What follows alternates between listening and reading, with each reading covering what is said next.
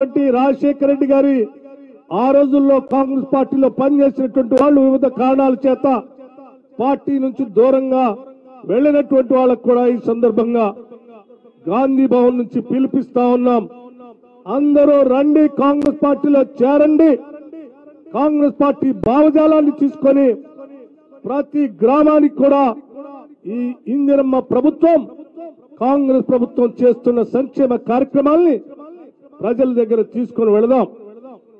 ఇప్పటికే అనేక ఆర్థిక పరమైన ఇబ్బందులు ఉన్నప్పటికీ కూడా ఇచ్చిన కాంగ్రెస్ పార్టీ ఇచ్చినటువంటి హామీల మేరకు రాష్ట్ర ముఖ్యమంత్రి గారు, మంత్రి మండలి అనేక ఇబ్బందులను కూడా ఎదుర్కొన్నప్పుడు కూడా ఇచ్చిన మాటలు నిలబెట్టుకోవాలని ఆలోచనతోనే ఈరోజు 10 లక్షలకి ఆరోగ్యశ్రీ కానీ, ఫ్రీ బస్ కానీ, లేకపోతే ఉచితంగా ఇచ్చే 500కే గ్యాస్ సిలిండర్లు కానీ, 200 యూనిట్లకే ఈరోజు కరెంట్ ఇచ్చే విధానం కానీ, లేకపోతే దేశమే ఆశ్చర్యపడేటట్టుగా ఇచ్చినటువంటి 2 లక్షల రుణమాఫీకి సంబంధించిన అంశం కానీ ఈ రోజు కాంగ్రెస్ పార్టీ కట్టుబడి ఈ ప్రభుత్వం రేవంత్ రెడ్డి గారి ముఖ్యమంత్రిగా మంత్రి మండలి ముందుకు పోతుందని ఈ సందర్భంగా మీ అందరికీ మనవి చేస్తా ఉన్నాం. ఎన్ని ఇబ్బందులు వచ్చినా, ఎన్ని రకాల ఆటంకాలు కలిగించినా, ఆర్థిక పరమైనటువంటి ఇబ్బందులున్నా తప్పనిసరిగా ముఖ్యమంత్రి గారు ఆగస్టు 15 లోపల రుణమాఫీ చేస్తామని ఎన్నికల సందర్భంగా వారు ఇచ్చినటువంటి వాగ్దానాన్ని నిజం చేసేటట్టుగా ఈ ప్రభుత్వం నిజం చేస్తుందని చెప్పి ప్రజలందరికీ కూడా ఈ సందర్భంగా గుర్తు చేస్తూ ఎక్కడ వెనకడుగు వేయం, ఇచ్చిన హామీలన్నింటినీ కూడా అమలు చేస్తాం.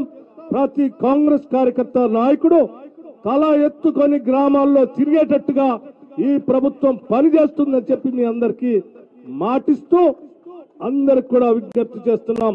రండి, కలిసి పనిచేద్దాం, సంక్షేమం కోసం ముందుకు నడుద్దాం. దూరంగా ఉన్నటువంటి ఆనాటి కాంగ్రెస్ నాయకులందరికీ కూడా రమ్మని ఈ సందర్భంగా మీ అందరికీ మనస్ఫూర్తిగా ఆహ్వానిస్తూ మరొక్కసారి రాజశేఖర రెడ్డి గారు చేసినటువంటి కార్యక్రమాలన్నింటినీ కూడా ప్రజలకు గుర్తు చేస్తూ ఇంకా మరెన్నో సంక్షేమ కార్యక్రమాలు రాహుల్ గాంధీ గారి నాయకత్వంలో, సోనియా గాంధీ గారి సూచనలతో, మల్లికార్జున్ ఖర్గే గారి సారథ్యంలో ఈ కాంగ్రెస్ ప్రభుత్వం పెద్ద ఎత్తున ఇచ్చిన ప్రతి హామీని ముందుకు తీసుకొని పోతుందని సవినయంగా మనవి చేస్తూ మనందరం మరొక్కసారి ఆ ఆలోచన అంకితమవుదామని చెప్పి తెలియజేస్తూ ముగిస్తా ఉన్నాను. జై హింద్, జై కాంగ్రెస్. గౌరవనీయులు ఏఐసిసి కార్యదర్శి దీపాదాస్ మున్షి గారిని మాట్లాడుతున్నారు.